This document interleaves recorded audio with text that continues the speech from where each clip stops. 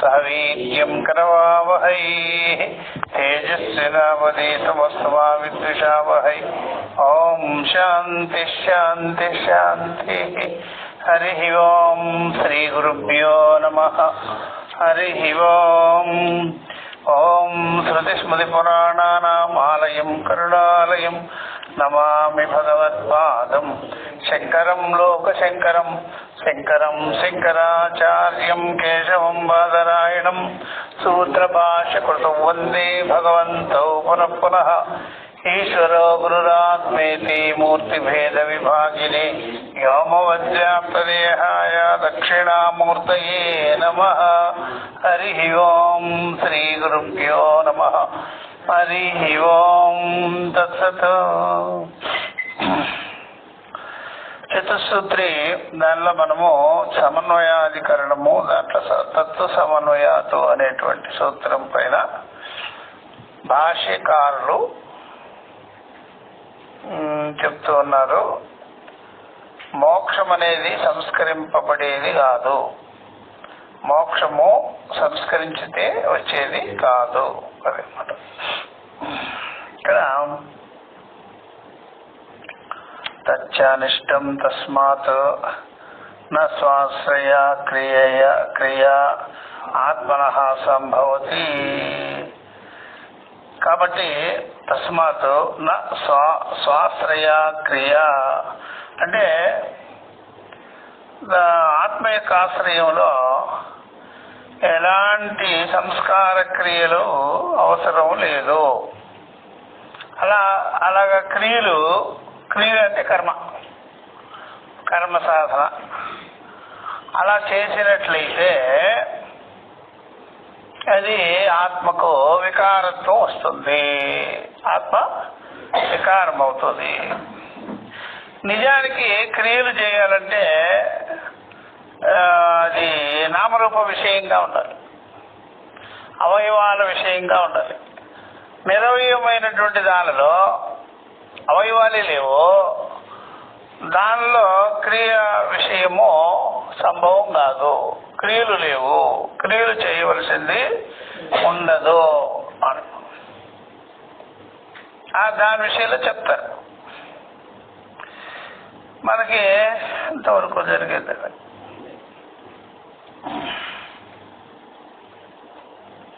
అంతేకాకుండా అన్యాశ్రయాస్తు క్రియాయా అవిషయత్వాత్ నతయా ఆత్మ సంస్క్రియతే.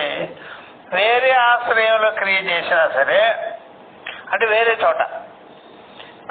చోట కర్మ చేసినా సరే ఆత్మ విషయంలో సంస్కారం కాదు అది అనమాట. ఆత్మ విషయంలో సంస్కారం కాదు. ఎందుకంటే అవిషయత్వాత్, ఆత్మ విషయమే కాదు.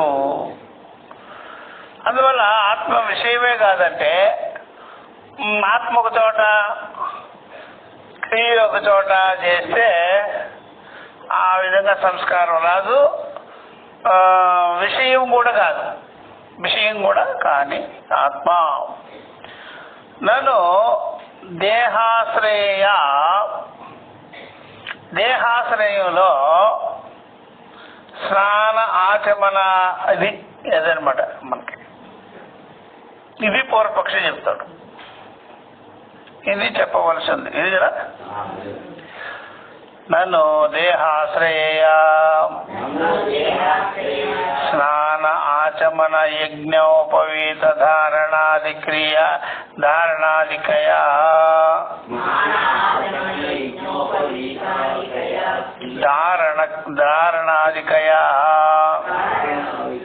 క్రియయా దేహి సంస్క్రియమాణః దృష్టః అని పూర్వపక్ష. నా అని దానికి సమాధానం. నన్ను అయితే మరి మీరు వేరే ఆశ్రయంలో కర్మ చేసినా సరే ఆత్మ విషయంలో సంస్కరింపబడినట్లు కాదది, అసలు నిజంగా ఆత్మ విషయమే కాదు కదా అన్నారు. అయితే మేమేమంటున్నాము అంటే, లోకంలో ఎక్కడైనా స్నానం చేసినప్పుడు మనసుకి ఆత్మకి సంతృప్తి, మనకి హాయిగా ఉంటుంది. అంటే మనసుకి సంతృప్తి అనేది ఆత్మకి సంతృప్తి అనుకో అని చెప్తున్నాడు. మనసుకి సంతృప్తి కలుగుతుంది. అలాగే ఆచమనం చేసినప్పుడు కూడా ఆత్మకి, అంటే మనసునే ఆత్మ అనుకుంటున్నాడు. మనసుకి ఒక రకంగా పవిత్ర భావన వస్తుంది ఆచమనం చేసినప్పుడు. అలాగే యజ్ఞోపవీతము ధరించినప్పుడు కూడా తనకేదో ఒక పవిత్రత చేకూరింది అనే భావన. అలాగే యజ్ఞోపవీత ధారణాది ప్రసాదం పుచ్చుకున్నప్పుడు, నమస్కారం చేసినప్పుడు, తీర్థం పుచ్చుకున్నప్పుడు, ఇట్లాంటివన్నీ మనకి ఒక రకంగా పవిత్ర భావన వస్తుంది. ఆ పాప భీతి తొలుగుతుంది, పుణ్యం వస్తుంది అనే భావన వస్తుంది అనమాట. దేహాన్ని ఆశ్రయించుకొని, అంటే దేహానికి చేయబట్టి, అది ముందేమన్నాడు, ఒక ఆశ్రయంలో ఒక చోట చేస్తే మరొక చోట సంస్కరింపబడుతుంది అనే మాట అసలు విషయమే కాదు కదా ఆత్మ. మరి ఒక చోట చేస్తే సంస్కారం, ఇంకొక చోట దాని ఎఫెక్ట్, దాని ప్రభావం కనిపిస్తుంది అనే మాట తప్పు అని సిద్ధాంతం చెప్తే, వాళ్ళు ఏం చేస్తున్నారు, లోకంలో జరిగే విషయాన్ని ఇలా చూపిస్తున్నారు అనమాట. ఎట్లాగా అంటే మనుషులకి ఒక అలవాటు అయి ఉంటుంది, స్నానం చేస్తే కానీ పవిత్రత రాదు అనేది ఉంటుంది. నిజంగా స్నానం చేస్తే దేహానికే కానీ మనసుకే వచ్చే, మనసుకేం సంబంధం లే, కానీ దేహానికంటే మనసు ఇష్టపడుతుంటుంది స్నానం చేయాలి. నాకు లేకపోతే ఒక రకంగా ఉందప్పా, స్నానం చేయకుండా నేను వంట చేయను, అపవిత్రమైపోతుంది. అట్లా పూజా మందిరంలో బోనం నేను స్నానం చేయలేదు, అట్లా దీనికి ముడిపెట్టుకోవచ్చు చాలా. ఇప్పుడే పీనుగు దగ్గర నుంచి వచ్చాను, ఎవరో చచ్చిపోయినారు, మళ్ళీ ఇంట్లో అడుగు పెడితే అపవిత్రత, ఇంకా మళ్ళీ మందిరంలో ఎలాగపోతాం, ఇంట్లోనే అడుగు పెట్టే పని లేదంటే మందిరంలో ఎలాగ ప్రవేశిస్తా, అట్లా గుడిలో ఎందుకు ప్రవేశిస్తా, అలాగే సూర్యగ్రహణం వచ్చినప్పుడు గుడి తలుపులే వేసేస్తున్నారు కదా. ఇలాంటివన్నీ మనకు ఫీలింగ్స్ ఉంటాయి. ఇది ఆత్మ సంతృప్తిగా ఉండదు, ఆత్మకు అపవిత్రత వస్తుంది. కాబట్టి సంస్కారం వల్ల ఆత్మకు పవిత్రత వస్తుంది. ఇది లోక భావన. నిజమే కదా, సంస్కారం ఉండాలి ఆత్మకి. అందువల్ల ఎక్కడో ఒక చోట చేస్తే దేహంలో జరిగేటువంటి సంస్కారము అది మనసుకి, ఆత్మకి సంతృప్తిని కలిగిస్తుంది, పవిత్రతని కలిగిస్తుంది అనే వ్యవహారం అనమాట. అట్లా అందుకనే నిన్న కట్టుకున్న బట్టలు కట్టాలంటేనే ఇబ్బంది కావటం. బజారుకు పోయి అట్లాగా ఇప్పుడు కోవిడ్ అయితే అది వేరే సంగతి, అది దాని కరెక్ట్. కోవిడ్ లేదు, ఏమీ లేదు, ఈ విధంగా బజార్లో ఎంతమంది ఎన్ని రకాలుగా ఉంటారో తెలీదు, ముట్టు అయిపోయి ఉంటారు. ఇట్లాగా వాళ్ళు కూడా శవాల దగ్గరకు పోయి ఉంటారు, శ్మశానానికి పోయి ఉంటారు. వాళ్ళందరినీ మనం ముట్టుకోలేసినాము, వంటల్లో పోతే అందరూ ఒకరికొకరు రాసుకోవటమే కదా అని ఇట్లాగుంటుంది. వాళ్ళని రాగానే కాలు కడుక్కోవటం, అట్లాగే బట్టలు కూడా తీసి అవతల పడేయడం, మళ్ళా కొత్త వస్త్రాలు ధరించటం, ఇవన్నీ ఇది ఆత్మ సంస్కారము అంటారు వాళ్ళు. అందుకని వాళ్ళు ఆ మాట చెప్పారు. దేహాన్ని ఆశ్రయించుకొని శుచి, శుభ్రత, సంస్కారం జరిగితే అదంతా కూడా ఆత్మకి ఆ సంస్కారం జరిగినట్లు కదా అంటాడు. దానికి మాట చెప్పింది, స్నాన, ఆచమన, యజ్ఞోపవీత, ధారణాధికయ క్రియయ, ఇలాంటి క్రియల వల్ల దేహి అంటే దేహంలో ఉన్నవాడు, సంస్క్రియమాణ సంస్కరింపబడుచున్నాడు. ఇది లోకంలో చూడబడింది. దృష్ట లోక వ్యవహారే దృష్ట, లోక వ్యవహారంలో చూస్తున్నాం అని చెప్తాడు. అంతేనమాట. ఎక్కడైనా సరే ఒక గ్రామం నుంచి ఒక గ్రామానికి పోతే కాళ్ళకి నీళ్ళు ఇచ్చేస్తారు వెంటనే. అది చూసారా, వాడు ముట్టు పోవాలి అని, మైలు పోవాలి, ఎక్కడెక్కడ తిరిగి వచ్చినాడో,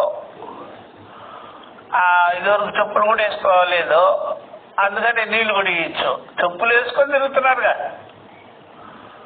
అయినా సరే చెప్పులు లేకుండా తిరిగేవాళ్ళు పూర్వము. వాళ్ళు పూర్వం చెప్పులు లేకుండా తిరిగేదానికి కూడా దానికి ఒక అర్థం ఉంది. బ్లడ్ సర్క్యులేషన్ అవుతుందిరా, ఎన్నో సెల్ పాయింట్స్ ఉంటాయి అడుగు పాదాలకి. ఆ చెప్పులుగా వేసేసుకున్నట్లయితే ఆ నరాలు తగలవు అనే ఉద్దేశంతో పూర్వీకులు చెప్పులు వేసుకోవద్దయ్యా, రాళ్లల్లో నడవచ్చు, ఇసుకలో నడవచ్చు అనే ఉద్దేశం కూడా ఉంటుంది. రాత్రికి కాలంలో చెప్పులు వేసుకొని తిరుగుతుంటారు. దాన్ని బట్టి ఏమవుతుంది, చెప్పులు వేసుకొని తిరిగితే ఎక్కడ తిరగాలి చెప్పులు వేసుకొని, ఎక్కడ చెప్పులు వేసుకొని తిరగకూడదు అది కూడా తెలుసుకోవాలి కదా. బాగా ఉండే చోట్ల చెప్పులు వేసుకొని తిరగకూడదు. ఎక్కడైతే రాళ్ళు ఉంటాయో, గులకరాళ్ళు ఉంటాయో అట్లాంటి చోట్ల తిరగడం బట్టి ఆ కాళ్ళల్లో ఉండే నరాలన్నీ ప్రెస్ అయ్యి అది బ్రెయిన్ వరకు పనిచేస్తుంది. ఆ ఉద్దేశంతో చెప్పుకుంటారు. ముళ్ళకంపల్లో నడిస్తే తప్పు కదా అది. ముళ్ళకంపల్లో మండుటి ఎండలో చెప్పులు వేసుకోలే తిరగాలి, కాళ్ళకి బొబ్బులు వస్తాయి, ముళ్ళు గుచ్చుకుంటాయి. అట్లా ఈ రీతిగా పెట్టుంటారు. ఇంకా ఈ విధంగా ఆ పేడ గీడ పెంట తొక్కుకొస్తారు కాబట్టి కడుక్కోమని చెప్తుంటారు. ఈ విధంగా ఎవరో శవాల దగ్గరికి పోవడం చేస్తే అపవిత్రత అనేది కూడా ఉంటుంది. అందుకనే స్నానాదులన్నీ కూడా దేహానికి చేసేది. దాని పవిత్రత అనేది, పుణ్యం అనేది, ఆ పవిత్రం అనేది ఆత్మకి వస్తుంది. అంటే ఒక ఆశ్రయంలో చేస్తే ఇంకొక ఆశ్రయంలో, ఒక చోట చేస్తే ఇంకో చోట పవిత్రత కనిపిస్తుంది. అందుకనే చాలా మంది హాస్పిటల్లో ఎప్పుడు కూడా శుభ్రతగా ఉండేవాళ్ళు, మట్టుగా ఉండేవాళ్ళు హాస్పిటల్లో కొద్ది రోజులు కానీ ఉండినట్లయితే వాళ్ళకి గిల్టీ ఫీలింగ్ వచ్చేస్తుంది. అయ్యో స్నానం చేయకుండా మింగేస్తున్నానండి అని, కాఫీలు తాగేస్తున్నా, టిఫిన్లు చేసేస్తున్నా, ఒక బ్రష్ తప్ప ఇంకేమిటి చేసింది లేదు, బట్టే మార్చుకోలేదు ఎంతవరకు. వచ్చినప్పటి నుంచి ఇదే బట్ట, స్నానం లేదు, అలా ఫీలింగ్ ఉంటుంది వాళ్ళకి. ఇది అనమాట పవిత్రత రాలేదు అని. అందుకని స్నాన ఆచమన యజ్ఞోపవేత ధారణాదికయ క్రియయ ఇలాంటి కర్మల వల్ల దేహంలో ఉండే ఆత్మ సంస్క్రియమాణ దృష్ట లోకంలో చూస్తున్నాము అంటాడు పూర్వపక్షి. శంకరాచార్యుల వారు అంటారు దానికి సిద్ధాంతము నా అట్లా కాదు, అది ఒక అధ్యాస చెప్తున్నారు. దానికి నా దేహాది సమ్మత సేవ అవిద్యా గృహీతస్య ఆత్మనః సంస్క్రియమాణత్వాత్. దానికి సమాధానం చెప్తాడు ఆయన.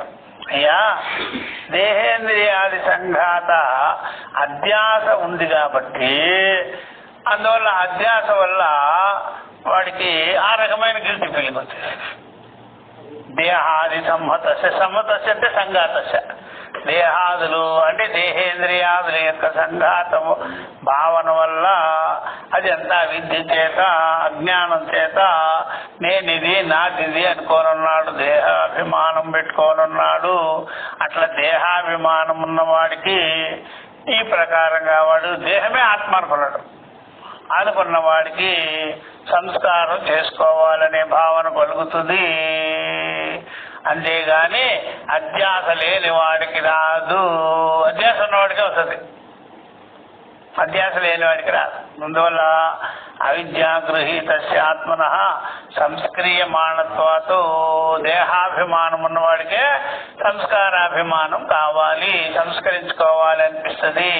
దేహాభిమానం లేని వాడికి అనిపించదు అనమాట. అది గేదెకేమో స్నానం చేయాలని ఉండదు, గేదె కలిగిన యజమాని స్నానం చేయించాలరా దానికి అంటాడు. ఎందుకు అంటే దానికి పాలు తాగుతున్నాం మనము, అవి అంత మురిగ్గా ఉంటే ఎట్లబ్బా, పేడ అంత కింద పడుకుంటుంది, అది శుభ్రంగా ఉండదు అని గేదె యజమాని ఉన్నాడే వాడు దానికి స్నానం చేశాడు. ఏనుగు కూడా స్నానం చేయాలనిపించదు. అట్లా వీళ్ళే తోలుతుంటారు చెరువులోకి. అట్లాగా దేహాభిమానం ఉన్నవాడికే దేహ ఇంద్రియాదులకి సంస్కరించాలి అనే భావన ఉంటుంది అనమాట. అట్లా అలా ఉంటుంది అనమాట, లేకపోతే ఉండదు అని శంకరుల వారు సమాధానం చెప్పారు. మరి ఆరోగ్యరీత్యా అంటే ఆరోగ్యరీతిగా చేసుకో, తప్పులే. అభిమానం రీతిగా చేస్తే మాత్రం ఈ అభిమానము దీనికి చేసేవి ఆత్మకు వస్తుంది అంటే తప్పు లేదు. ఆరోగ్యం కొరకు చేసేది కూడా ఆత్మకు కాదు, అది దేహానికి. ఎందుకంటే ఆ దేహాన్ని నువ్వు వాడుకుంటున్నావు కాబట్టి ఆ దేహానికి నువ్వు చక్కగా చెయ్యాలి అనమాట. మరి హిమాలయాల్లో ఏ మురికి అంటారు కదా, నీకు చెమటే పట్టదు కదా, అక్కడ స్నానం ఎలా చేస్తావురా? అక్కడ పోయి కూడా చెయ్యాలంటాడు. అర్థమైందా? ఆ రకంగా మానస సరోవరం పోయి రోజువారి స్నానం చేయాలంటే కుదరదు, బ్రష్ చేసుకో అంతే, ఇంకేం చేసే పనిలే చేయలేవు. అందువల్ల నువ్వేం చేస్తావు, వేడి నీళ్ళు తీసుకొని కాస్త నువ్వు బుట్టతో తుడుచుకుంటావేమో, అంత చలిలో నువ్వేం చేయలేవు. అదే నీకు ఎక్కడైతే ఎక్కువగా వేడి ప్రాంతాలు ఉంటాయో అక్కడికి చెమట పట్టుతుంది కాబట్టి శరీరం ఒక రకంగా మురికిలాగా అనిపిస్తుంది కాబట్టి చెమట కంప కొడుతుంది కాబట్టి అది చేయాలి శరీర దృష్టితో కానీ ఆత్మ దృష్టితో కాదు. అందువల్ల నువ్వు హిమాలయాల్లో ఉంటూ ఆ మంచు కొండల్లో ఉంటూ నేను స్నానమే చేయలేదు అనేటువంటి ఇది ఆత్మకి అపవిత్రత అనేది రాదు, ఆత్మకి అపవిత్రత అనేది రాదు అనమాట. అట్లా అదే ప్రకారంగా మీకు యొక్క లండన్ ఆ ప్రాంతంలో మనము 2 రోజులకి 3 రోజులకి ఇప్పినట్టుగా బట్టలు ఇప్పితే కుదరదు. అక్కడ వేసిన జర్కులే వేసుకుంటున్నారంటే అందువల్ల అక్కడేం కొత్త బట్టలు వేసుకునే పనే లేదు.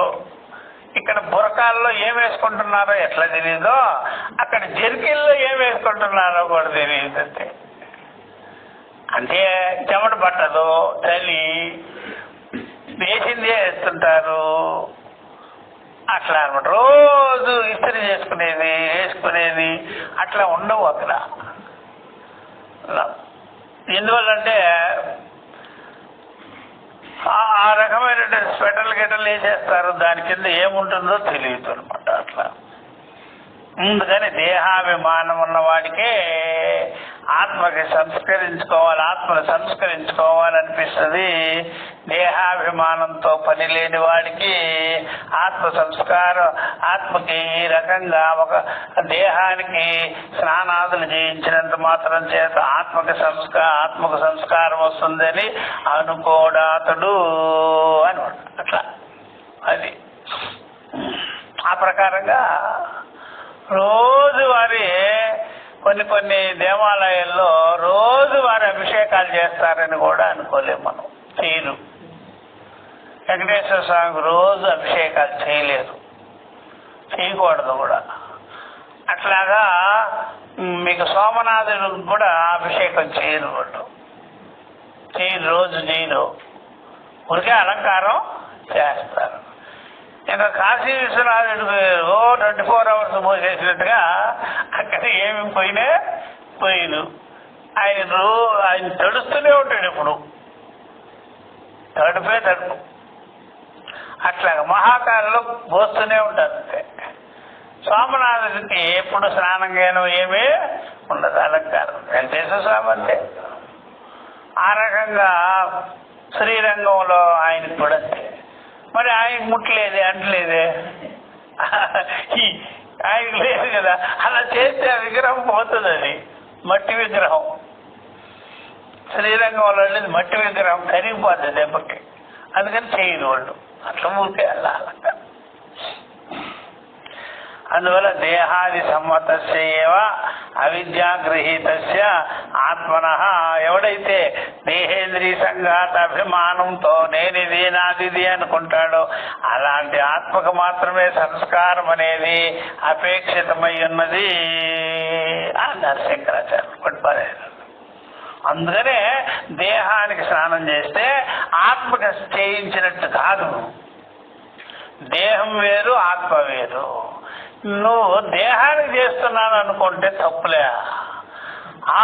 ఆత్మకి మైలు వచ్చింది అని మాత్రం అనర్థం. ఆత్మకి మైలు వచ్చింది. ఇప్పుడు కూడా చాలా మందిలో ఉందా లేదా? ఇది ఎక్కడో చనిపోతే ఇంకొక ఊర్లో 100 కిలోమీటర్లు 200 కిలోమీటర్ల దూరంలో ఉండేవాడికి మైలు ఎలా వస్తుంది?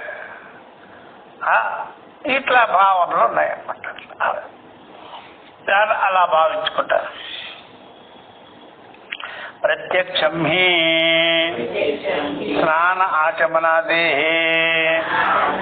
దేహ సమవాయిత్వం. అది ఇంకో మాట కూడా అన్నారు ఇక్కడ.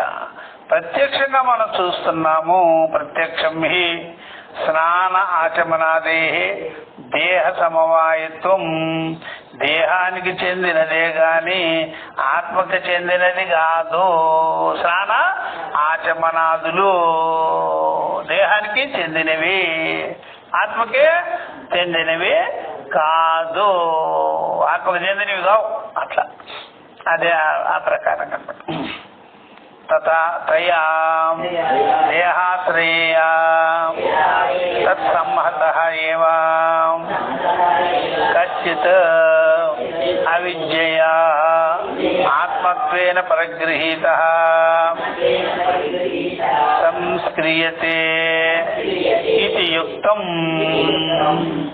తయా దేహాశ్రయ తత్ సంహతః ఏవ కశ్చిత్ అవిద్యయా ఆత్మత్వేన పరిగృహీతః సంస్క్రియతే ఇతి యుక్తం. ఇట్లా కాబట్టి ఈ దేహాశ్రయంలో జరిగేటువంటి తత్ సంహతః ఏవ దాని సంబంధము సంఘాతము కలిగి ఉన్నవాడికి కశ్చిత్ ఒకనొకడు అవిద్య చేత ఆత్మ అనే భావన చేసుకున్న వాడికి ఈ రకమైనటువంటి సంస్కారం చేయవలెను అనిపిస్తుంది. దేహేంద్రియ సంఘాతం అభిమానం ఉన్నవాడికే ఆ దేహానికి చేసి ఆత్మకి చెందును అనే భావన వాడికి కలుగుతుంది. అనమాట. అట్లా వాడికి కలుగుతుంది అనమాట. తయా దేహాశ్రయ తత్సమ్మతః ఏవ కశ్చిత్ అవిద్య ఆత్మత్వేన అవిద్య చేత ఆత్మభావన చేసేవాడికే ఈ రకమైన సంస్కారము అనే భావన ఉంటుంది. ఇది మనము చూస్తున్నాము అని అంతేకాదు మరి చెప్తున్నారు. యథా దేహాశ్రయ చికిత్సా నిమిత్తేన ధాతు సామ్యేన తత్సమ్మతస్య తదభిమానినః ఆరోగ్య ఫలం అహం అరోగః ఇతి యత్ర బుద్ధిః ఉత్పద్యతే ఏవం స్నాన ఆచమన యజ్ఞోపవీత ధారణాదికయా అహం శుద్ధః సంస్కృతః ఇతి ఎత్ర బుద్ధి ఉత్పద్యతే సహ సంస్క్రియతే. అది ఇది చెప్తున్నాడు. యథా దేహాశ్రయ చికిత్స నిమిత్తేన, దేహాన్ని ఆశ్రయించుకొని దేహానికి చికిత్స చేసినట్లయితే, దేహానికి మనము మందు మాపు ఇచ్చాము, దేహానికి మందులు వేశాము. అప్పుడు దేహంలో ఉండేవాడు నేను రోగాన్ని పోగొట్టుకుంటున్నాను అనే భావన వస్తుందట. ఇందువల్ల దేహాన్ని వాడే కదా అభిమానంతో వాడుకుంటున్నాడు. అందుకని అందువల్ల దేహానికి చికిత్స చేసినట్లయితే ఆ నిమిత్తంగా ఆ ధాతు సామ్యేన, ధాతు సామ్యం అంటే మీకు ఇది కఫవాత పిత్తములు, కఫవాత పిత్తములు లోపల మనం కఫం చేత, వాతము చేత, పిత్తము చేత దీనివల్లే రోగాలు వచ్చేసేది. ధాతు సామ్యం అన్ని సరిగ్గా ఉండినట్లయితే శరీరంలో కఫము, వాతము, పిత్తము సమపాళ్ళలో ఉండినట్లయితే తత్సమ్మతస్య, దాని సంఘాతము కలిగినటువంటి వాడు, దాని అభిమానము కలిగినటువంటి వాడు, వాడికి ఫలం వస్తుంది, ఆరోగ్య ఫలం. వాడికి ఆరోగ్య ఫలం చూస్తున్నాం. అందుకనే ఒక్కొక్కడికి తలపోటు వచ్చినప్పుడు, జలుబు వచ్చినప్పుడు ఇట్లా తీసి ఇలా పెట్టేయాలరా అనిపిస్తుంది. అర్థమైందా? అంటే వాడి దాంట్లో ముళ్ళు గుచ్చుకున్నట్టుగా, ఏదో రాయి వచ్చి చేరినట్టుగా ఇది ఒక వచ్చి నాకు చేరింది అనిపిస్తుంది. అట్లా వెంటనే 1-2 రోజుల తర్వాత తక్కువ మాయమైపోయింది. తప్ప మనం నుంచి వెళ్ళిపోయింది, అది ఆ నొప్పి వెళ్ళిపోయింది, ఆ జలుబు వెళ్ళిపోయింది, ఎక్కడ లేని ఆ బాధలన్నీ, శరీర బాధలన్నీ పక్కకి తీసి పడేసే అనిపిస్తుంది అనమాట. అప్పుడు నేను ఇప్పుడు ఆరోగ్యవంతుడుగా ఉన్నాను నేను అంటే దేహాభిమానంతో నేను ఆరోగ్యం లేని వాడిని. ఇప్పుడు ఆ మందో మాపో వేసుకొని వాడు సరి చేసుకున్న తర్వాత వెంటనే వాడు నేను ఆరోగ్యవంతుడిని అనే భావన కలుగుతుంది దేహాన్ని వాడేవాడికి. అప్పుడు నాది అనుకున్న వాడికి రోగం వచ్చింది, అది పోయేటప్పటికి నేను ఆరోగ్యవంతుణ్ణి అనిపించింది.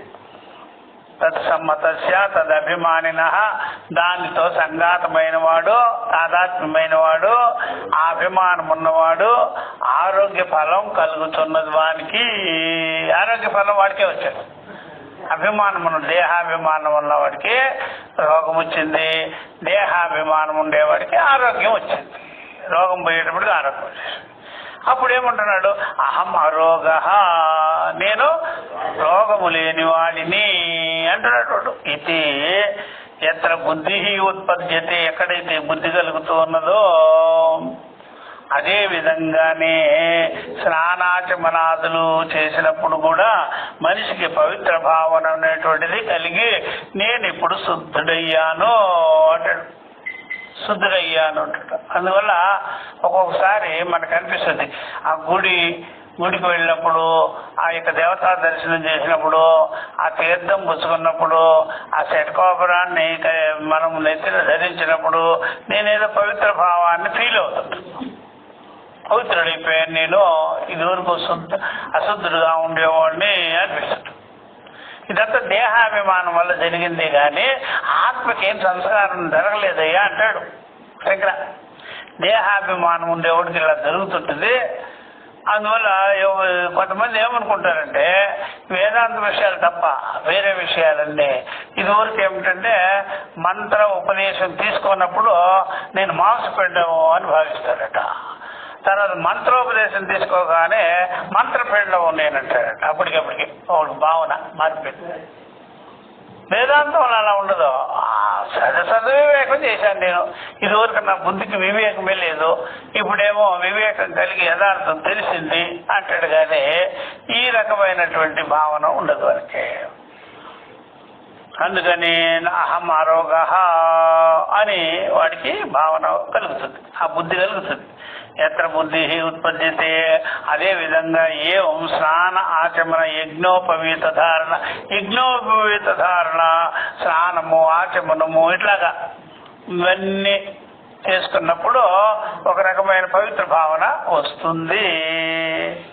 స్నానాచమన యజ్ఞోపవీత ధారణాదికయ అహం శుద్ధ సంస్కృత, నేను శుద్ధుడయ్యాను, సంస్కరింపబడినానని ఫీలింగ్ అందరి మన ఈ యొక్క హిందూ ధర్మంలో ఉండేవాళ్ళకి కానీ ఆయా ధర్మాల్లో ఉండేవాళ్ళకి ఉంటాయి. ఇవన్నీ క్రైస్తవులకు కూడా ఉంటుంది. వాడికి కూడా ఏదో తీర్థం ఇస్తుంటారు, వాళ్ళకి కూడా తీర్థం ఇచ్చే అలవాటు ఉంది వాళ్ళకి కూడా, ఇట్లా ఇస్తుంటారు.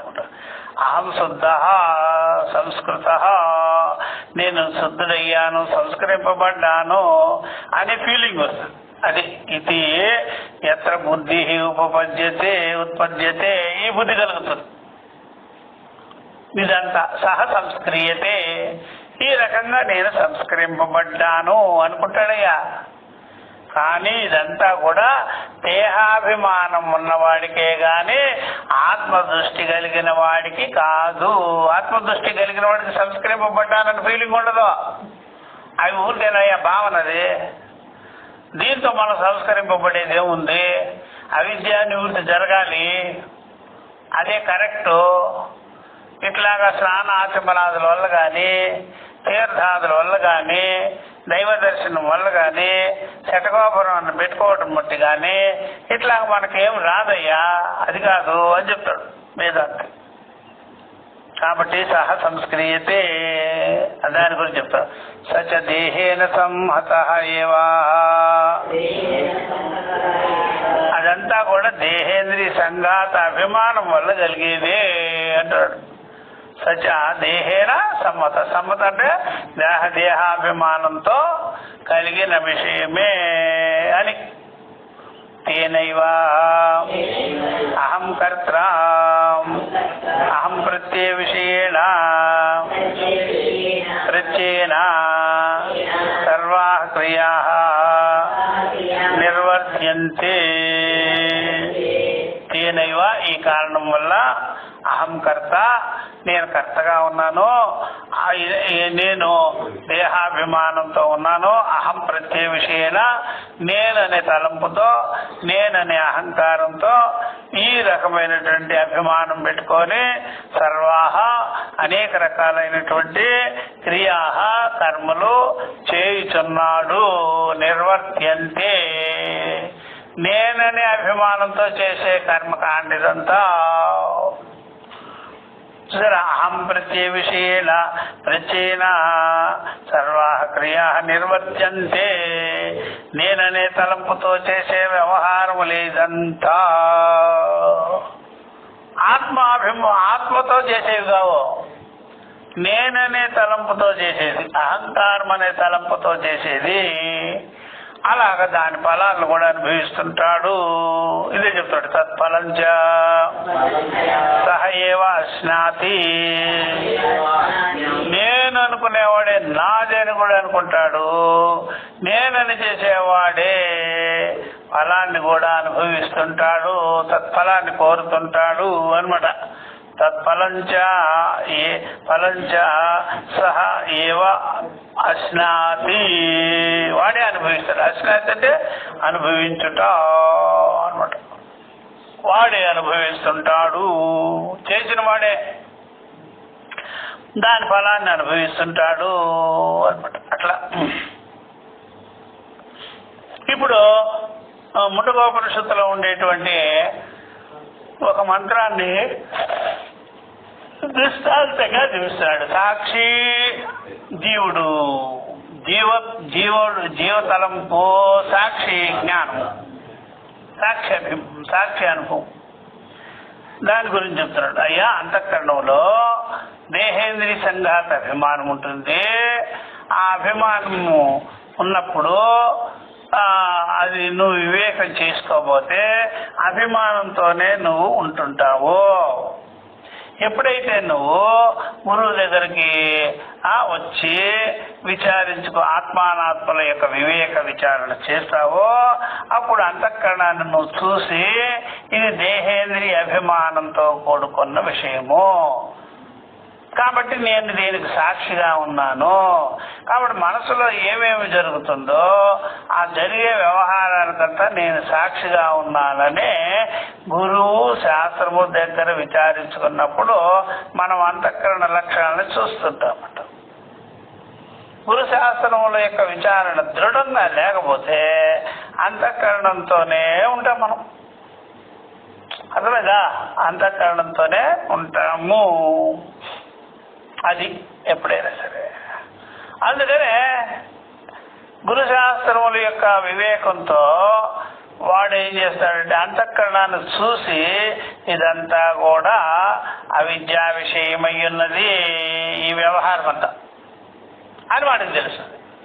గురు శాస్త్రముల యొక్క వివేకం చేయని వాడికి ఏం తెలుస్తుందంటే వాడు వివేకం లేకుండా నేను నాది అనే భావంలో ఉంటాడు అనమాట. అట్లా ఇది మునుకోపనిషత్తులో ఈ మంత్రంలో చూపించినారు అనమాట. అట్లా అందుకనే ఎప్పుడైనా సరే వివేకం చేసుకున్న అంతఃకరణమేమో విడివిడిగా ఉంటుంది, నేను నాదులకి సాక్షిగా ఉంటుంది. వివేకం చేయని అంతఃకరణమేమో నేను నాదుల్ని కలిపేసుకొని ఉంటుంది. ఆ విషయం అనమాట. అట్లా అదే చెప్తారు. తయో అన్యః పిప్పలం స్వాదు అత్తి అనస్నన్యః అపి చాకసీతి ఇది మంత్రవర్ణాత్. తయో అన్యః పిప్పలం స్వాదు అత్తి అనస్నన్యః అపి చాకసీతి ఇది మంత్రవర్ణాత్. అట్లాగనమాట. ఎప్పుడైతే బాగా గురువుల దగ్గర కూర్చొని విచారం చేయాలి. మీరు ఎప్పటి వరకైతే ఒక మంచి ఇంజనీర్ని పెట్టుకోకుండా మీరు మామూలుగా లోకల్గా ఒక మేస్త్రిని పట్టుకొని మీ ఐడియాలన్నీ వాడు ఇచ్చినాడు అనుకో, మీ ఐడియాలన్నీ వాడికి చెప్పినాను, వాడు అట్లాగే కట్టేస్తాడు. నీకు వాడికి సరిపోయింది. అప్పుడు కొన్ని చోట్ల ఇబ్బందులు వచ్చేస్తాయి. అప్పుడు ఇంజనీర్కి చూపించినట్లయితే ఎవడరా ఇది కట్టిందంటే మీ ప్లాన్ అయినా అంటే నా ప్లానే స్వామి, నేను చెప్పాను వాడు కట్టేయనాడు. ఏం ప్లాన్ అయ్యా ఇది? ఎట్లా పడితే ఎలా కట్టిపెట్టావు?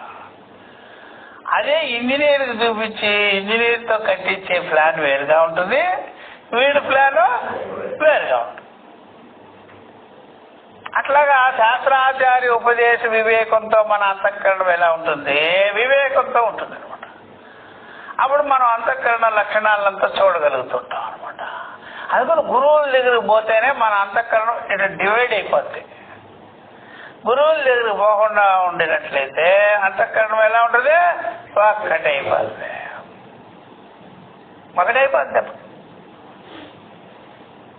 అందుకనే ఎప్పుడైనా సరే కొబ్బరికాయ ఎప్పుడైనా సరే బాగా ఎండలో పెట్టినప్పుడేమో ఆ కొబ్బరిని వదిలేస్తుంది, చెప్పని కురిడి ఉంటుంది. మామూలుగా అప్పుడైతే మనము చాలా ఇబ్బంది పడుతుంటాం, కొట్టి దాన్ని ఇట్లా గీకి రాదు. అట్లాగా గురు శాస్త్రముల దగ్గర బాగా కూర్చొని విచారించే వాని అంతఃకరణము దేహేంద్రియ సంఘాతమునకు ఆ కురుడి ఏ విధంగా వచ్చిందో, కొబ్బరి విడిపోయిందో అలా విడిపోయింది. అట్లా ఇట్లాగా వెన్న తీసినటువంటి ఎలాగుంటుందో మజ్జిగ అలాగైపోతుంది. చాలా మందికి అది అర్థం కాదు. గురువు దగ్గర పోకుండా ఓన్లీ పుస్తకాలు పట్టుకొని కూర్చుంటే అంతఃకరణ విడిపోదు, అదిగో ఇంజనీర్ లేకుండా కట్టేసినట్టుగా అయిపోతుంది. అంత ప్లాన్ అంతా గందరగోళం అట్లా అనమాట. అందుకనే బాగా వివేకం చేసుకున్న అంతఃకరణము విడిగా అలా తేలాలన్నమాట. దేహేంద్రియ సంఘాతానికి అట్లాగ తామరాకుపై నీటి బిందువు ఎలాగైతే బ్యాలెన్స్ గా అతుక్కోకుండా అటు ఇటు తిరుగుతుందో అలాగ దేహేంద్రియ సంఘాతమునకు మన జ్ఞానము, మన వివేకము, మన బుద్ధి అసంగంగా ఉండాలన్నమాట. అది గురువు దగ్గర కూర్చొని శ్రవణం చేస్తేనే కలుగుతుంది. ఓను ప్రయత్నాలు చేస్తే ఇదే సగం, ఓనుగా చేయకూడదు. అలా చేయబట్టే శంకరాచార్యుల వారు ముండకోపనిషత్తులో తిట్టారు కూడా. ఆయన నువ్వు ఎంత చదువుకున్నవాడైనా సరే గురుమేవాభిగస్యే శ్రోత్రియ బ్రహ్మనిష్ట అని దగ్గర పోవాలి. పోకుండా నువ్వు ఇష్టం వచ్చినట్టుగా దాని పుస్తకాలు తిరిగేసినావా, లేకపోతే యూట్యూబ్లో ఉండేవన్నీ వినేసినావా, అప్పుడు ఏమైపోతుంది? గందరగోళం అయిపోతుంది. యూట్యూబ్ గురువు అవుతుందా నీకు? గురువు దగ్గర కూర్చొని విచారించాలి. శాస్త్రజ్ఞోపి బ్రహ్మ జ్ఞానాన్వేషణం స్వాతంత్రేణ నకుర్యాత్. శాస్త్రజ్ఞుడైనప్పటికీ కూడా బ్రహ్మ జ్ఞానాన్వేషణ ముందే, బ్రహ్మజ్ఞానం గురించి అన్వేషించటం, విచారించుకోవటం ముందే అది ఓనుగా చేసే పని కాదు. తస్మాత్ గురుమేవాభ్యసి స్వాతంత్రేణ నకుర్యాత్. స్వతంత్రంగా చేయొద్దు. పుస్తకం ఉంది కదా, అది ఉంది కదా, ఇది గురువు దగ్గరికే వెళ్ళాలి అన్నమాట. ఆ ఇంజనీర్ అప్పుడప్పుడు వస్తుంటాడు, వాడికి ఇంత డబ్బులు ఎందుకు అనకూడదు, వాడిచ్చే ప్లాన్ ప్రకారమే కడతాడు. వాడు బాగా కడతాడు. వాడు ఎప్పుడెప్పుడు వచ్చేవాడు, రోజు వచ్చేవాడు మేస్త్రి కదా అనుకున్నావు అనుకో, వాడు ఎట్లా పడితే అట్లా కట్టి పెడతాడు. అప్పుడు నువ్వు కడతావు ఇక. అందుకని నిపుణుడైన వారి దగ్గరికే చూపించుకోవాలి. పోయి వాడిని తీసుకొచ్చి కట్టరా అంటే ఏం కడతాడయ్యా వాడు, నీకేం ప్లాన్ తెలుసు? వాడికంటే అన్నీ ఎన్నో కట్టి పెట్టుంటాడు కాబట్టి వాడికి ఆ ప్లాన్లన్నీ తెలుసు కాబట్టి వాడు ఈ ప్లేస్కి ఎలా ఉండాలి అన్నీ చూసి కట్టుకుంటాడు. నువ్వేంటి చేసేది ఇట్లా? కాబట్టి ఇలాగా మన అంతఃకరణంలో ఉండేటువంటి నేను నాదనేవి తత్సాక్షి అనేదాన్ని బాగా విచారించుకోవాలి. నేను నాదనేది ఒక పక్షం, తత్సాక్షి అనేది మరో పక్షం. ఈ రెండు, నేను నాది అనేది ఒక పక్షం, తత్సాక్షి ఆ రెండింటికి సాక్షిగా ఉండేది దానికి విలక్షణంగా ఉన్నది ఒకే అంతఃకరణలోనే. దాన్ని చెప్తున్నాడు, తయో అన్య పిప్పలం స్వాదు అత్తి అనసినన్య విచాకసీతి. ఒకటి ఆ కర్మఫలం, పిప్పలం అంటే కర్మఫలం.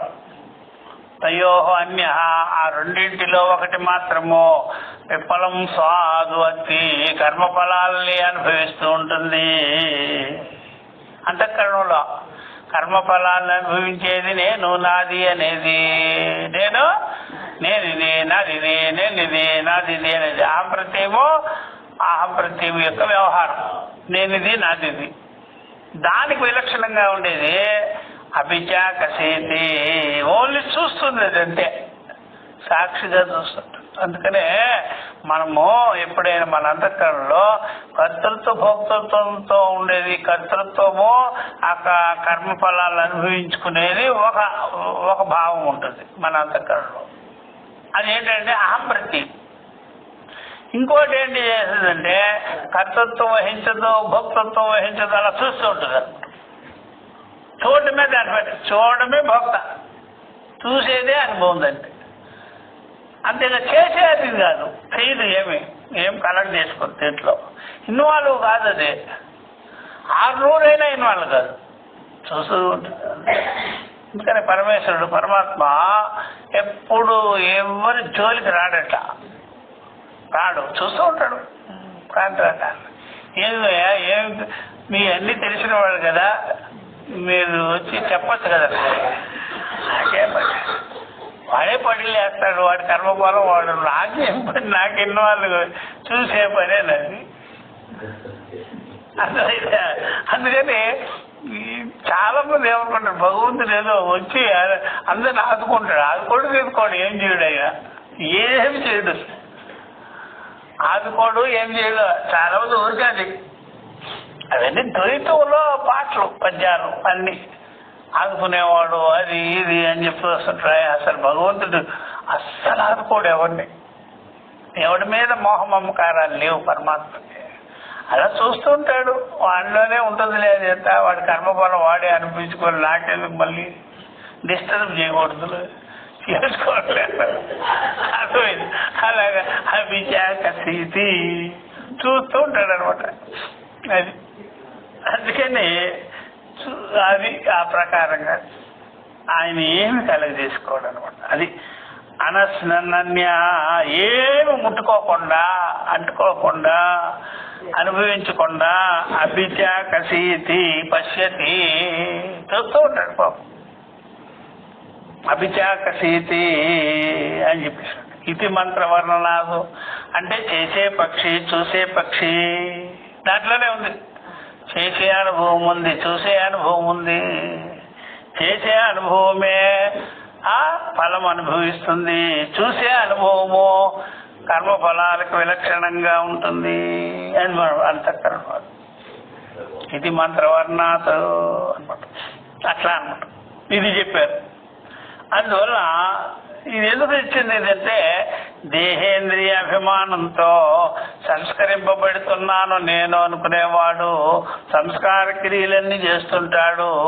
దేహేంద్రియ విలక్షణంగా ఉన్నటువంటి ఆత్మకి ఎటువంటి సంస్కారము, ఎటువంటి క్రియా వ్యవహారములు లేనే లేదు అని చెప్పేదానికి వచ్చింది అనమాట. అందుకని నువ్వు ఏ పక్షంలో ఉన్నావంటే ఆత్మ ఏదో చేసింది అనుభవించింది, దానికి కర్మఫలాలు అంటుకుంది, దానికి శుద్ధి కావాలంటాం. అసలు చూసేది ఆత్మ అంటే దానికి శుద్ధి ఎక్కడిది? చూస్తూ ఉంటుంది, దానికి ఏమంటదయ్యా. అప్పుడు దానికి శుద్ధి కార్యక్రమాలు, పుణ్యం అనేది లేదు, శుద్ధం అనేది లేదు, అశుద్ధం అనేది లేదు, సంస్కారం అనేది లేదు అనేదాన్ని చెప్పేదానికి మంత్రం వచ్చింది అనమాట. అందువల్ల ఇలా తెలుసుకున్న వాడికి ఏముంది, అసంగో హి అయమాత్మ, అసంగంగా ఉన్నది ఆత్మ. అట్లా అది చెప్తున్నారు. ఇప్పుడు చెప్తున్నారు, ఇది కఠోపనిషత్తులు. ఆత్మేంద్రియ మనోయుక్తం భోక్త మనీషిణ ఇది చ ఆత్మ ఇంద్రియ మనోయుక్తం. ఆత్మ ఇంద్రియ మనోయుక్తం. ఇది ఆత్మనే తర్వాత ఏం చేశారు? ఆత్మని, అహంకారాన్ని, బుద్ధిని, మనసుని, ఇంద్రియాలని, విషయాలని అన్నీ కలగాపులగం చేసి యుక్తం కలగాపులగం చేసి అప్పుడేమయ్యాడు? భోక్త అనుకుంటున్నాడు ఒకడు. నేను భోక్తనే అనుకుంటున్నాను. చూసారా, దేహేంద్రియ సంఘాత అభిమానంతో అహం భోక్త అనుకుంటున్నాడు. చూసారా, ఆత్మేంద్రియ మనోయుక్తం భోక్త ఇత్యాహుర్మనీషిణ ఇలా అనుకుంటున్నాడు. ఈ సంసారి భోక్త, సంసారి భోక్త. మనీషిణ అంటే జ్ఞానులు. జ్ఞానులు ఇలా చెబుతున్నారు. ఆత్మదేహేంద్రియ సంఘాత అభిమానంతో అనుభవించేవాడు అంత కలగాపులగం చేసుకొని అనుభవించేవాడిని భోక్త అంటున్నారు. వీడు సంసారి భోక్త, సుఖదుఖాల భోక్త అయ్యారు. సుఖదుఖాల భోక్త. ఇది మనీషిణ ఆహు ఇలాగా బ్రహ్మవేత్తలు చెప్పుచున్నారు. ఇది ఈ విధంగా చెప్తున్నారు. చూసేవాడిగానే ఉండాలి కానీ చేసేవాడిగా ఉండినట్లయితే దేహేంద్రియ సంఘాత అభిమానంతో అనుభవించేవాడుగా అయిపోతున్నాడు. కలగాపులకం చేసుకున్నాడు. కాబట్టి వివేకం చేస్తున్నవాడు ఏం చేస్తాడంటే సాక్షి అట్లా కలగాపులకం చేసుకునేవాడు భోక్త. దేహేంద్రియ సంఘాత అభిమానులే అనుభవించేవాడు. ఇంకో పక్షంలో భోక్త అని చెప్తారు. అదేంటంటే ఆ భోక్త అనుభవమే భోక్త, అంటుకునే భోక్త కాదు, సాక్షి భోక్త. ఇదేంటంటే సంసారీ భోక్త. సంసారీ భోక్త, సంసారీ భోక్త వేరు, సాక్షి భోక్త వేరు అన్నమాట. అట్లా నేను అన్నిటినీ చూస్తున్నాను అనే భోక్త వేరు. ఇది చెప్తున్నారు. మళ్ళీ ఇంకో మంత్రం చెప్తున్నాను, ఇంకో దాంట్లో. ఇది శ్వేతాశ్వేతరంలో కూడా వస్తుంది. తథా ఏకో దేవః సర్వభూతేషు గూఢః సర్వవ్యాపీ సర్వభూతాంతరాత్మా కర్మాధ్యక్షః సర్వభూతాదివాసః సాక్షి చేత కేవలో నిర్గుణస్య ఇది చెప్తారు. కాబట్టి ఇక్కడ ఏకో దేవ, ఒకడే దేవ పరమాత్మ. దేవ మీన్స్ పరమాత్మ, ఒక్కడే పరమాత్మ. సర్వభూతేషు గూఢ, సర్వభూతములు యందు గూఢ రహస్యముగానున్నాడు. సూక్ష్మంగా ఉన్నాడు, సూక్ష్మంగా ఉన్నాడు. ఆ బుద్ధిలోనే ఉంటున్నాడు, ఆ బుద్ధికి విలక్షణంగా ఉంటాడు.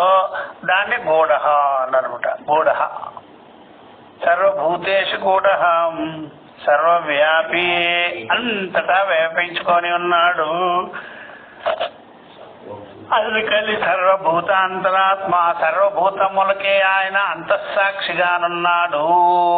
సర్వభూతాలకి అంతఃసాక్షిగానున్నాడు. సర్వభూతాంతరాత్మ ఏకో దేవ సర్వభూతేషు గూఢ, ఒకడే పరమాత్మ సర్వభూతములు యందు గూఢముగా రహస్యముగా సుసూక్ష్మముగానున్నాడు. సర్వవ్యాపి, అంతటా వ్యాపించి ఉన్నాడు. సర్వభూతాంతరాత్మ, సర్వభూతములకి అంతరాత్మగా సాక్షిగా ప్రత్యేగాత్మగానున్నాడు. మరి ఏం చేస్తాడు ఆయన? కర్మాధ్యక్ష, కర్మఫలాలకి అధ్యక్షుడిగా ఉన్నాడు, సాక్షి. కర్మఫలాధ్యక్ష, కర్మఫలాధ్యక్ష అధ్యక్ష, కర్మఫలాధ్యక్ష అన్నమాట. అది మన దేశంలో అధ్యక్షుడు అంటే రాష్ట్రపతి. రాష్ట్రపతికి కర్తృత్వం ఉండదు, చూస్తుంటాడు. వేరే దేశాల్లో రాష్ట్రపతి చేసేవాడు వాడు, అది మన సిస్టం. మన దేశంలో చేసేవాడు ప్రధానమంత్రి. ప్రధానమంత్రి చూసారా? ప్రధానమంత్రిని అంటే ఆధ్యాత్మిక దృష్టితో పెట్టినట్టే ఇది. ఆధ్యాత్మిక దృష్టితో పెట్టారు వాళ్ళు, మనవాళ్ళు బాగా గెట్టోళ్ళు. వాళ్ళు ఏం చేశారంటే ఇతర దేశాలకి అది తెలియదు, డైరెక్ట్ గా రాష్ట్రపతి. చూసారా? ఇప్పుడు ట్రంప్ ఉంటాడు, వాడే రాష్ట్రపతి. రాష్ట్రపతి అంటే వాడు చేతులు ఆడించాల్సిందే. ఇక్కడ చేతులు ఆడించరు రాష్ట్రపతి, అస్సలు చూస్తుంటారు, చూడమే పని. ఇక్కడ చేతులు ఆడించేవాడు ఎవరో? ప్రధానమంత్రి. మంత్రికి ఇచ్చిన ఒక కర్తవ్యం, కర్తృత్వం ఎవరికి ఇచ్చినా? మంత్రికి. రాజకీయ రాజు అక్కడ చూస్తుంటాడు, హ్యాపీగా ఉంటాడు. అట్లాగనమాట. అందుకనే పూర్వం రాజులు కూడా అదే టైప్లో ఉండేవాడు. పూర్వం రాజులు కూడా కామ్గా ఉండేవాడు. అదే అప్పుడు యుద్ధాలు ఉండేది. ప్రధానమంత్రి కర్తవ్యాన్ని, కర్తవ్య కర్మలు అన్నీ చేసుకుంటుంటాడు అనమాట. రాష్ట్రపతి అట్లా ఏమీ పట్టించుకోడు. ప్రధానమంత్రికి ఏమో చిన్న ఇల్లు, రాష్ట్రపతికి పెద్ద ఇల్లు.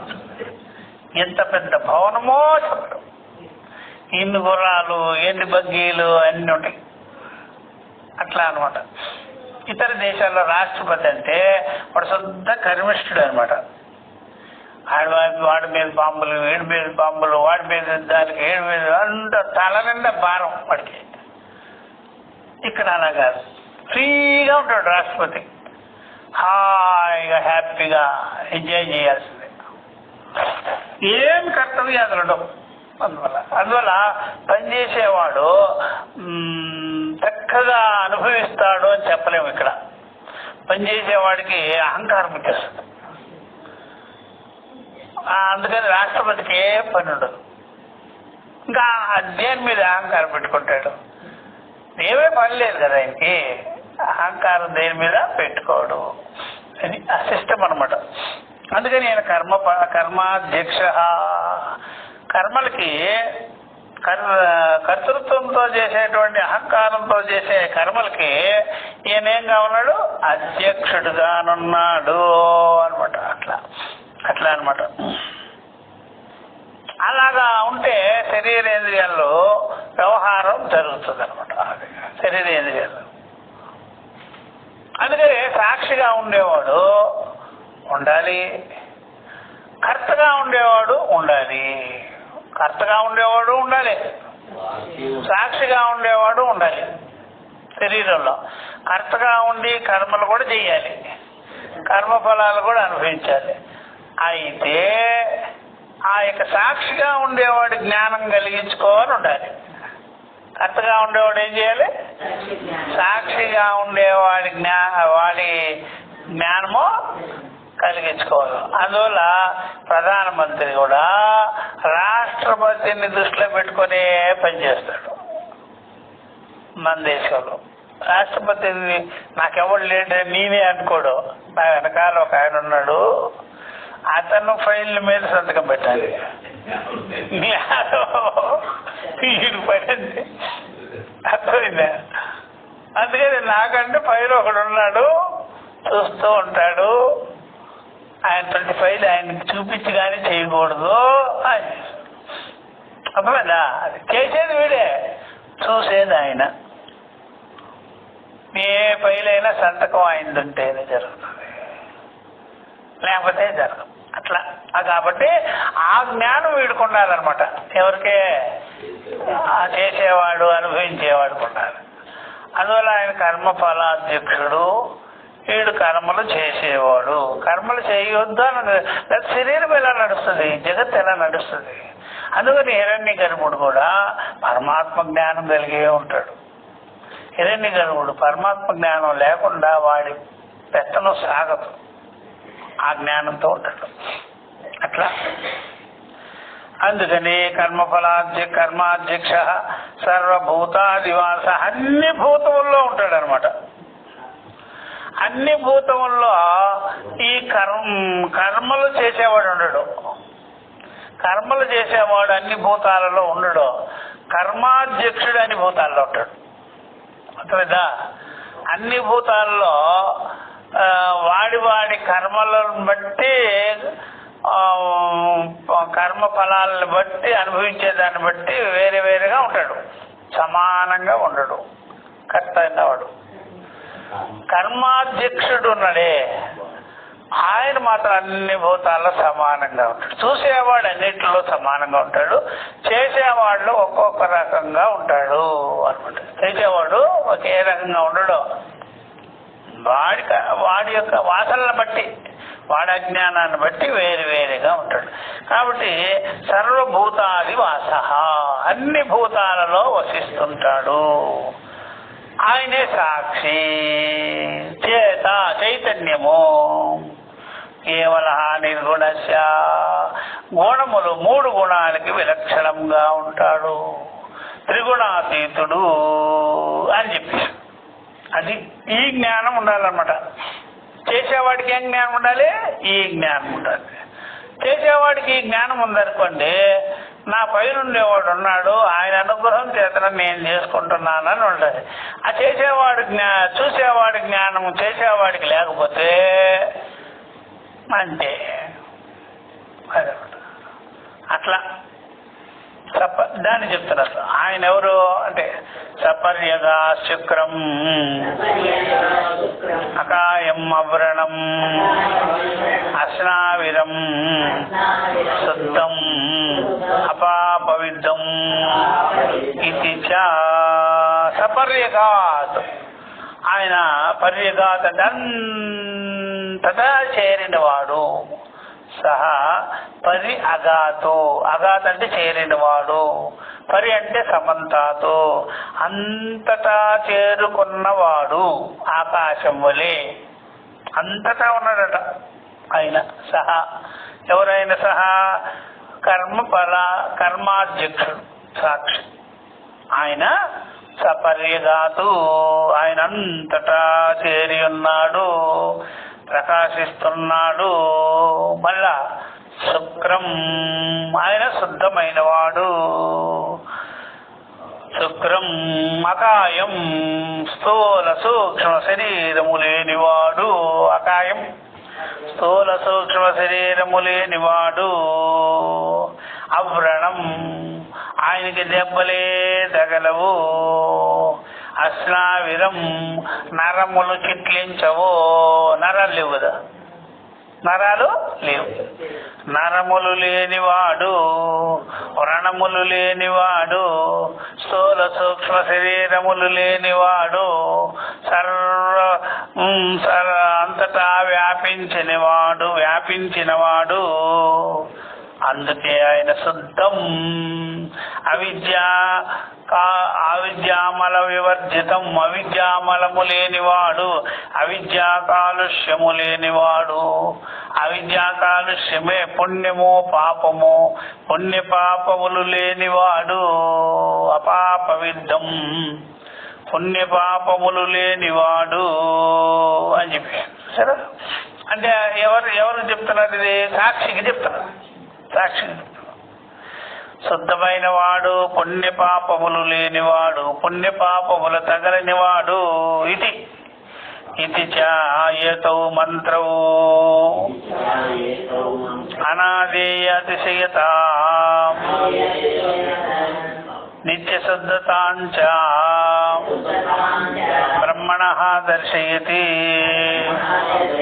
కాబట్టి ఈ మంత్రముల ద్వారా అనాదేయము అతిశయము, ఆయనకి కొత్తగా ఏమీ రూపం తీసుకురావాల్సిన పనిలా, కొత్తగా ఎటువంటి సంస్కారాలు చేయించిన పనిలా, అతిశయాలు రావాల్సిన పనిలా, ఆయన ఎప్పుడు కూడా నిత్య శుద్ధ బుద్ధ ముక్త స్వరూపుడై ఉన్నాడు. నిత్య శుద్ధ బుద్ధ ముక్త స్వరూపుడై ఉన్నాడు. నిత్య శుద్ధతాంచ, నిత్య శుద్ధమై ఉన్నవాడని బ్రహ్మము యొక్క స్వరూపాన్ని దర్శయత తెలియజేస్తున్నారు. ఇది ఈ మంత్రాలు. ఈ మంత్రాలు బ్రహ్మము యొక్క స్వరూపాన్ని తెలియజేస్తున్నవి. ఇలాంటి మంత్రవర్ణనముల ద్వారా ఆయనకి ఏమి కొత్తదనాన్ని తీసుకురావలసిన పని లేదు, అతిశయాలు రావలసిన పని లేదు. నిత్యమై ఉన్నది, శుద్ధమై ఉన్నది అని బ్రహ్మమును గురించి చెప్పు మంత్రములు ఇవి. బ్రహ్మాను గురించి చెప్పే మంత్రాలు అయ్యా ఇది. అందుకనే బ్రహ్మజ్ఞానమే మోక్షము అంటున్నాడు. బ్రహ్మభావస్య మోక్ష. బ్రహ్మభావం అంటే బ్రహ్మజ్ఞానం. బ్రహ్మజ్ఞానమే మోక్షము అని చెప్పేసి, బ్రహ్మజ్ఞానమే మోక్షము అండర్లైన్ చేసుకోవాలి. తస్మాత్ చెప్తున్నారు, న సంస్కార్యఃపి మోక్ష. కాబట్టి సంస్కరించవలసినటువంటిది కాదు మోక్షము. అది నిత్యశుద్ధ బుద్ధముక్త స్వరూపమై ఉన్నది. అది ఉన్నదన్నట్టుగా ఆత్మ యొక్క యథార్థ స్వరూపము. అట్లాగే మనం తెలుసుకోవాలి కానీ దాన్ని సంస్కరించుకొని బాగు చేసుకొని పొందే విషయముగానే కాదు. తస్మాత్ నా సంస్కార్యఃపి మోక్ష, సంస్కరించవలసినటువంటి విషయము కాదు మోక్షము అని చెప్పి. అతః అన్యాన్ మోక్షం ప్రతి క్రియానుప్రవేశ ద్వారం న శక్యం కేనచిద్ దర్శయితం. అతః అన్యాన్ మోక్షం ప్రతి, ఎవరైనా సరే దీనికంటే భిన్నంగా మోక్షము వస్తుంది, అది క్రియా అనుప్రవేశం ద్వారా అని ప్రయత్నము చేయవద్దు. అలా ఎవరు కూడా ఆ విధంగా సాహసం చేయవద్దు. వేరే విధంగా మోక్షం వస్తుంది అనేది లేనే లేదు. ఉన్నదన్నట్టుగా మోక్షం అనేది స్వతసిద్ధమైనటువంటి స్వరూపము. అది ఉన్నదన్నట్టుగా తత్వమసి వాక్యముల ద్వారా తెలుసుకోవలసిందే గాని దానిని బాగు చేయవలసిన పని లేదు, కొత్తదనం చేయవలసిన పని లేదు, సంస్కారం ఇవ్వవలసిన పని లేదు. అలాగా అతిశయాలతో కూడుకొని వచ్చేటువంటి విషయంగానే కాదు. మనం ఎలా ఉన్నామో అలాగే మన స్వరూపం బ్రహ్మమే. కాబట్టి మోక్షము ఎంత సంసారిగా ఉన్నవాడు కూడా మోక్ష స్వరూప జ్ఞానాన్ని ఉన్నదన్నట్టుగా తెలుసుకోవాలి కానీ ఏమాత్రం అంతఃకరణాన్ని డిస్టర్బ్ చేయకూడదు. సంసారితో ఉంటే ఉండని, కానీ నీ స్వరూపాన్ని డిస్టర్బ్ చేసుకోవచ్చు. సంసారిత్వం అని అంతఃకరణ లక్షణం. అంతఃకరణాన్ని వ్యాపించినటువంటి స్వరూపం ఏదైతే ఉందో అది అసంసారి ఆత్మతత్వం. నీ స్వరూపం నువ్వే. కాబట్టి నాలో ఏదో పోవాలి, కొత్తగా రావాలి అనేది అంతఃకరణానికి ఏమీ లేదు. అంతఃకరణం దానిపాటికి అది ఉంటుంది, కానీ నా స్వరూపం మాత్రము ఆత్మే. ఇట్లా జ్ఞానం పొందారు. కానీ అంతఃకరణలో ఏదో మార్పులు తీసుకొచ్చి మోక్షం అనేది కానీ కాదు. అట్లా అత అన్యాన్ మోక్షం ప్రతి, ఇంకే వేరే విధముగా మోక్షం గురించి ఎటువంటి క్రియా ప్రవేశములు, కర్మ ప్రవేశములు, సాధన ప్రవేశములు చేయుటకు ఎవరైనా చేయుటకు ప్రయత్నం చేయరాదు. ఆ విధంగా చెప్పరాదు. తస్మాత్ జ్ఞానమేకం ముక్త్వా క్రియాయాః గంధమాత్రస్యాపి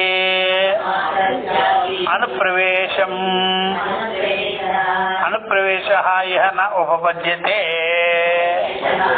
జ్ఞానం తప్ప, మోక్ష విషయంలో జ్ఞానం తప్ప, జ్ఞానమే మోక్షం. శ్రవణంలో జ్ఞానమే కలుగుతుంది, జ్ఞానమే మోక్షం తప్ప ఆ జ్ఞానాన్ని వదిలిపెట్టి వేరే ప్రయత్నాలు గంధ మాత్రం రవంత కూడా దానికి ఎంటర్ చేయదు. ఏ లేదు, ఓన్లీ జ్ఞానమే కలిగించుకోవాలి. జ్ఞానాన్ని పక్కకు పెట్టేసేసి కించిత్ కర్మ ఉపాసన సాధన అనేది ప్రవేశపెట్టవలసిన పని లేదు. నా ఉపపద్యత ఇది అండర్లైన్ చేసుకోండి. తస్మాత్ జ్ఞానమేకం ముక్త్వా అంటే జ్ఞానాన్ని వదిలిపెట్టి క్రియాయాః కర్మలు గంధమాత్రమపి లేశమంత కర్మలు కూడా రవ్వంత కర్మలు కూడా ఈ ఆత్మ విషయంలో అనుప్రవేశము ఇహ ఇక్కడ చేయించుటనేది సంభవమే కాదు, కుదరదు. ఒక్క జ్ఞానం ఒక్కటే కలిగించుకోవాలి. ఆ జ్ఞానం కూడా ఉన్నదన్నట్టుగా తత్వమసి వాక్యముల చేత నువ్వు అయ్యే ఉన్నావని తెలుసుకోవాలి, కానీ అవుతావు అని మాత్రం చెప్పరాదు.